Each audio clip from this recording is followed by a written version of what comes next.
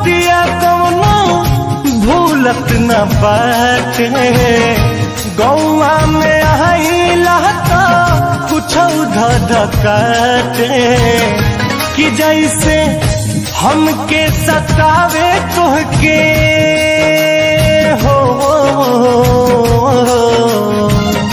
कि जैसे हमके सतावे तुहके सतावेला कि नाए जान, तोहरो के याद हमारे आवेला कि नाए जान।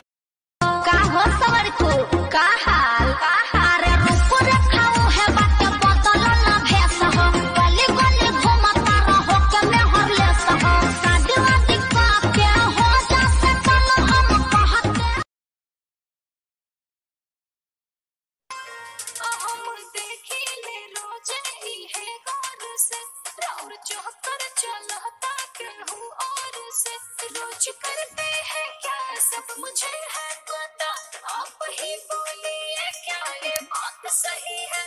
तुमसा कोई प्यारा कोई मासूम नहीं है, तुम जान हो मेरी तुझे मालूम नहीं है।